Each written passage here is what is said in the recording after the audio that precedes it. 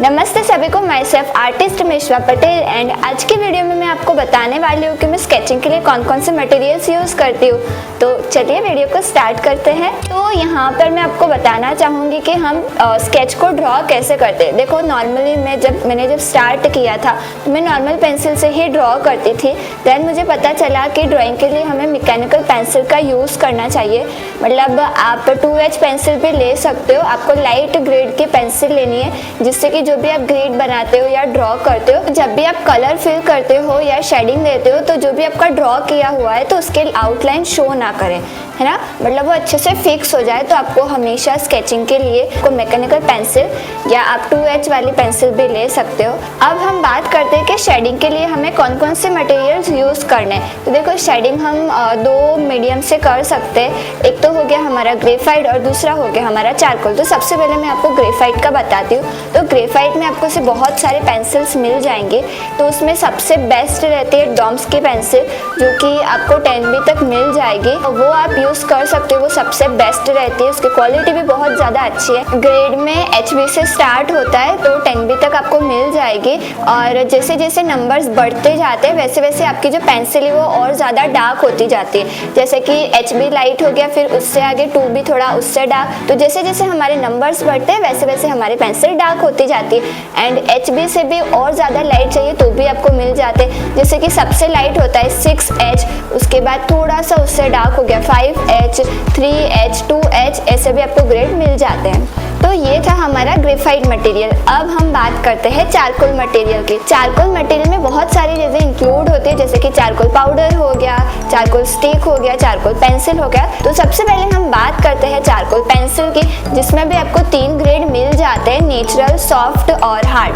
तो जो हार्ड रहता है वो सबसे ज़्यादा हार्ड रहता है, इसमें ड्रॉ करना, शेडिंग करना थोड़ा सा डिफिकल्ट होता है। और जो नेचुरल होता है वो मीडियम ग्रेड होता है। और सबसे ज़्यादा जो सॉफ्ट होता है वो सॉफ्ट वाली पेंसिल ही होती है। तो मैं हमेशा क्या करती हूँ, 3 ग्रेड की पेंसिल रहती है तो उसमें जो सॉफ्ट वाली पेंसिल है उससे मैं ड्राइंग वगैरह सब कुछ करती हूँ। जैसे कि आई में कुछ डार्क लाइन करनी है तो वो सारी चीज़ें मैं सॉफ्ट पेंसिल से करती हूँ। और जो नेचुरल और हार्ड रहती है उसका मैं पाउडर बना देती हूँ और वो पाउडर फॉर्म में मैं यूज़ करती हूँ। अब हम बात करते हैं चारकोल स्टिक की। तो ये एक बहुत ही अच्छी चीज़ है। अगर आप हेयर्स बना रहे हो, आपके हेयर्स बहुत ही ज़्यादा ब्लैक है, और अगर आप ग्रेफाइट से पोर्ट्रेट बना रहे हो और आपने 10B या 12B से हेयर्स बनाए जो कि आपको बहुत ज़्यादा डार्क करने, बट क्या होता है कि ग्रेफाइट बहुत ही ज़्यादा शाइन करता है, चारकोल हमेशा मैट फिनिश देता है। तो अगर आपको बहुत ही ज़्यादा ब्लैक हेयर्स बनाने और ग्रेफाइट से उतना अच्छा रिजल्ट नहीं मिल रहा है तो आप वहाँ पर चारकोल स्टिक का यूज़ कर सकते हो, जो कि बहुत ही ज़्यादा ब्लैक इफेक्ट देती है और मैट इफेक्ट भी देती है। तो चारकोल स्टिक को भी मैं हमेशा 2 फॉर्म में यूज़ करती हूँ। तो स्टिक हो गया और उसका सेकेंड फॉर्म है कि मैं इसका थोड़ा सा पाउडर भी बना देती हूँ। तो अब हम बात करते हैं चारकोल पाउडर, जो कि मार्केट में बहुत ही ज़्यादा कॉस्टली मिलते हैं। तो यहाँ पर मैंने लगाया है थोड़ा सा जुगाड़ जो कि आप प्रैक्टिस के लिए यूज़ कर सकते हो। तो चलिए मैं आपको बताती हूँ कि मैं चारकोल पाउडर कैसे बनाती हूँ और उसे कैसे यूज़ करती हूँ। और होममेड चारकोल पाउडर से आप बहुत ही अच्छे रियलिस्टिक स्केचेस भी बना सकते हो। तो चारकोल पाउडर में मैं 3 टोन बनाती हूँ हमेशा से, और इन 3 ही टोन से मैं सारे हाइपर रियलिस्टिक वर्क करती हूँ। तो सबसे पहले मैं आपको बताती हूँ लाइट टोन। तो लाइट टोन जो पाउडर है चारकोल पाउडर, वो कैसे बनाना है। तो जो हमारा कोयला होता है, जो हमारा कोल होता है, उसको आपको उसका पाउडर आपको बना देना है। मतलब आप सिलबट्टे में कूट के उसका पाउडर बना दीजिए। देन आपको उसको छन्नी में अच्छे से छान लेना है। आप कपड़े में भी छान सकते हो और उसका बारीक बारीक पाउडर निकलेगा। और वो जो पाउडर है वो आप पोर्ट्रेट में as an light tone use कर सकते हो। तो ऐसा भी नहीं है कि अगर आप कोल का पाउडर यूज़ करोगे तो आपका स्केच खराब हो जाएगा, ऐसा बिल्कुल भी नहीं है। ये बहुत अच्छा रिजल्ट देता है। तो प्रैक्टिस के लिए आप ये चीज़ यूज़ कर सकते हो। एंड फिर मैं आपको बताती हूँ कि अगर आप प्रोफेशनल लेवल पे चारकोल वर्क करना चाहते हो तो आपको कोल की जगह पे क्या चीज़ यूज़ करनी चाहिए। अब हम बात करते हैं मिडल टोन की। तो मिडल टोन में मैंने जैसा कि आपको कहा था कि जो 3 ग्रेड की हमारी चारकोल पेंसिल आती है, जिसमें सॉफ्ट में एज एन पेंसिल यूज़ करती हूँ, और उसके जो 2 ग्रेड है मतलब नेचुरल और हार्ड, उसका मैं पाउडर बनाती हूँ। तो वो जो दोनों पेंसिल का पाउडर निकलता है वो मैं स्केच में as a middle tone use करती हूँ। अब हम बात करते हैं सबसे डार्क टोन की, जो कि मैं निकालती हूँ चारकोल स्टिक से। जैसा कि मैंने आपको स्टार्टिंग में कहा कि मैं स्टिक को एज ए स्टिक भी यूज़ यूज़ करती हूँ, एज एन पाउडर भी यूज़ करती हूँ। चारकोल में हमारे पास एक और मीडियम भी है, वाइट चारकोल पेंसिल, है ना। तो यहाँ पर मैं लेविंग की वाइट चारकोल पेंसिल यूज़ करती हूँ, जो कि बहुत अच्छा रिजल्ट देती है। तो आप इसे ट्राई कर सकते हो। ग्रेफाइट पे ये बिल्कुल नहीं चलेगी, बट चारकोल में अगर आपको हल्की सी, जैसे कि आई बॉल आप बना रहे हो तो उसमें आपको हल्की सी शाइन देनी है, तो आप इसके थ्रू दे सकते हो। उसके बाद मैं बात करती हूँ ग्लास पेंसिल की, वाइट ग्लास पेंसिल, जो कि मेरे पास अप्सरा की है। बहुत ही शानदार रिजल्ट देती है।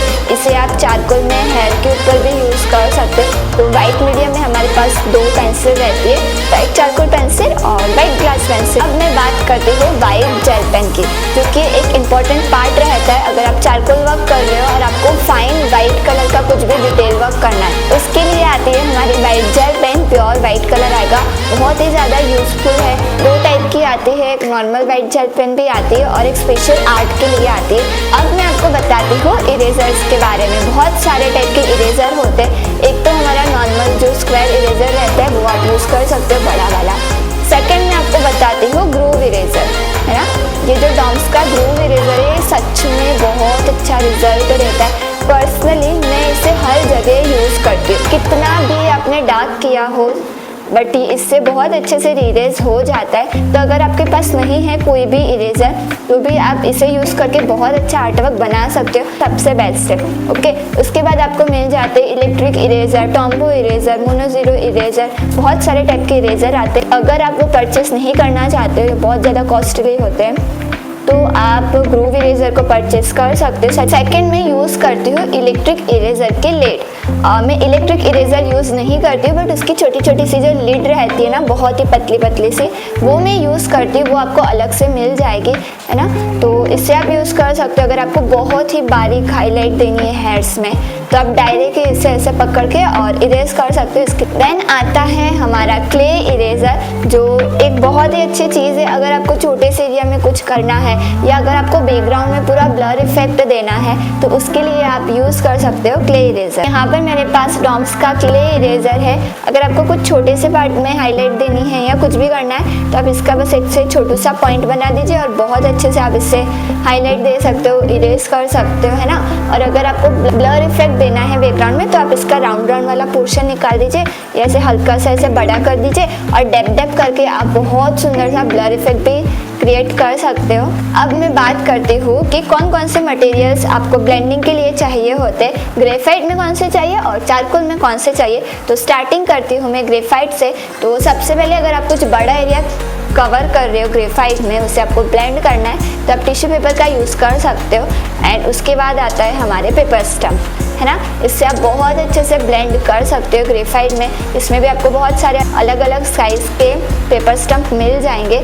अगर आपको आपके पेपर स्टम्प को क्लीन करना है या शार्प करना है, तो उसके लिए आपको ऐसे पेपर जो सैंड पेपर रहते हैं वो मिल जाएंगे, है ना। तो ये जो सैंड पेपर रहता है, इसे ऐसे घिसना है आपको, जिससे ये आपका जो पेपर स्टम्प है वो बहुत अच्छे से क्लीन भी हो जाएगा, और अगर आपको शार्प करना है तो शार्प भी हो जाएगा। अगर आपके पास ये वाला सैंड पेपर नहीं है, तो आप नॉर्मल वाला सैंड पेपर भी यूज़ कर सकते हो। अब मैं बात करती हूँ कि मैं चारकोल ब्लेंड के लिए कौन कौन से मटेरियल यूज़ करती हूँ। तो यहाँ पर आपको मेकअप ब्रश यूज़ करने हैं। मैं मेकअप ब्रशेज़ यूज़ करती हूँ, और सच बता रही हूँ, ब्रशेज़ से बहुत अच्छा स्मूथ ब्लेंडिंग होता है। पर्सनली मुझे पेपर स्टम्प से भी ज़्यादा ब्रशेज़ अच्छे लगते हैं। तो ये भी अलग अलग साइज़ के आपको मिल जाएंगे। और चारकोल पाउडर जो है ना, अगर आप चारकोल पाउडर से कुछ भी बना रहे हो, तो आप इसके थ्रू बहुत अच्छे से ब्लेंड कर सकते हो। तो यहाँ पर मैंने आपको मेरे जो सारे मटेरियल्स से स्केचिंग के वो सारे बता दिए हैं। अब मैं आपको बताती हूँ कि आपको कोल की जगह पे कौन सा पाउडर यूज़ करना है अगर आप ऑर्डर वर्क कर रहे हो या कुछ भी। तो मैंने आपको आगे बताया कि ये वाइट चारकोल पेंसिल आती है ना। तो इसे आपको क्या करना है, जो हमारा चारकोल पेंसिल रहते हैं, ब्लैक चारकोल पेंसिल और वाइट चारकोल पेंसिल, तो आपको क्या करना है, दोनों का पाउडर निकाल के आपको मर्ज कर देना है ना। और इसका आपको मिडल टोन मिल जाएगा और इसका आपको वाइट टोन मिल जाएगा। तो अगर आपको लाइट टोन बनाना है चारकोल पाउडर में, तो आप इन दोनों को मर्ज कर दीजिए, तो इजीली लाइट टोन रेडी हो जाएगा। मेरा 3 शेड में काम बहुत अच्छे से हो जाता है। अगर आप चाहो तो 5, 6, 7 जितने चाहो उतने शेड्स बना सकते हो। तो ये ट्रिक थी आप सभी के लिए कि आप कम पैसों में बहुत अच्छा, बहुत ज़्यादा क्वांटिटी में चारकोल पाउडर क्रिएट कर सकते हो। ठीक है। सो आप सभी को ये वीडियो कैसी लगी कमेंट करके ज़रूर बताना, और इन्फॉर्मेटिव लगी या नहीं लगी ये भी बताना। सो मिलते हैं नेक्स्ट वीडियो में, बाय बाय। और हाँ, वीडियो अच्छी लगी हो तो लाइक ज़रूर करना। Thank you so much.